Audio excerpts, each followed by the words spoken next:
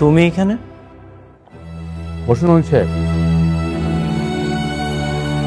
আসসালামু আলাইকুম দর্শক, আজকের পর্বে গরিব ঘরের রাজপুত্র নাটক নিয়েছে এক ভয়ঙ্কর মোড়, যেখানে ভালোবাসা পরিণত হয়েছে প্রতিশোধে আর অপমানের আগুন আজ জ্বালিয়ে দিচ্ছে পুরো একটি পরিবারকে।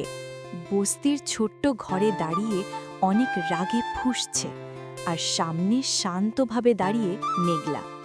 অনেক রাগে কাঁপতে কাঁপতে বলে, তুমি কি ভাবছ মেঘলা, আমার টেন্ডার বাতিল করে তুমি জিতে গেছো?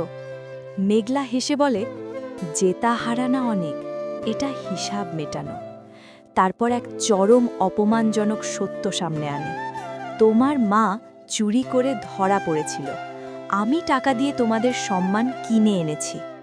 অনেক ক্ষিপ্ত হয়ে ওঠে, কিন্তু মেঘলার শেষ কথা, আমি এখন শালিমার বিল্ডার্সের মালিক, তোমাদের শেষ করতে আমার এক কলমই যথেষ্ট। অনিকের বাড়িতে নেমে এসেছে অন্ধকার। অনিকের বাবা মাথায় হাত দিয়ে, সব শেষ, প্রজেক্ট বাতিল, ব্যাংকের নোটিশ, আমরা শেষ হয়ে যাব। অনিকের মা কান্নায় ভেঙে পড়ে, আমি জানতাম না মেঘলা এত বড় কিছু হয়ে যাবে।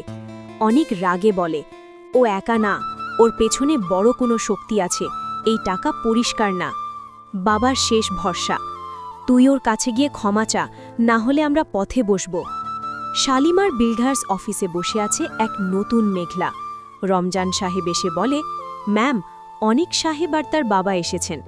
মেঘলা ঠান্ডা স্বরে, ওদের 15 মিনিট অপেক্ষা করতে বলুন। এরপর কঠিন সিদ্ধান্ত, ওদের সব শেয়ার কিনে নিন, আমি চাই অর্ধেক কোম্পানি এখনই আমার দখলে থাকুক। রমজান সাহেব অবাক, অনিক তো আপনার। মেঘলা থামিয়ে দেয়, ও আমার অতীত, এখন শুধু আমার দয়ার ভিখারি। অবশেষে মুখোমুখি অনিক ও মেঘলা। অনিকের বাবা কাঁপা গলায়, মেঘলা মা, তুমি তো আমাদেরই মেয়ে। মেঘলার ঠান্ডা উত্তর, মেয়ে যাকে বস্তির ফকিরনি বলে বের করে দিয়েছিলেন? তারপর অনিককে, তুমি না বলেছিলে আমি নাইট ক্লাবে যাই? অনিক চুপ। মেঘলা শেষ আঘাত, ওই নাইট ক্লাবটাই আমার বাবার ছিল, আর এখন আমার। মেঘলা একটি চেক বই বের করে, এই নাও অনিক, তোমাদের কোম্পানি আমি কিনতে চাই। আজ থেকে তোমরা আমার কর্মচারী হয়ে কাজ করবে, রাজি থাকলে সই করো, না হলে এক্ষুনি বের হয়ে যাও। অনিক আর তার বাবা স্তব্ধ।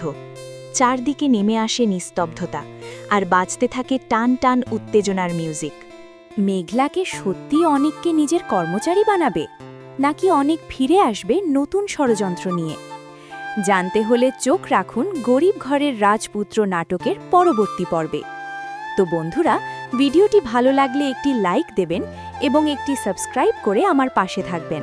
তো আজকের ভিডিও এই পর্যন্তই, সবাই ভালো থাকবেন, আল্লাহ হাফেজ।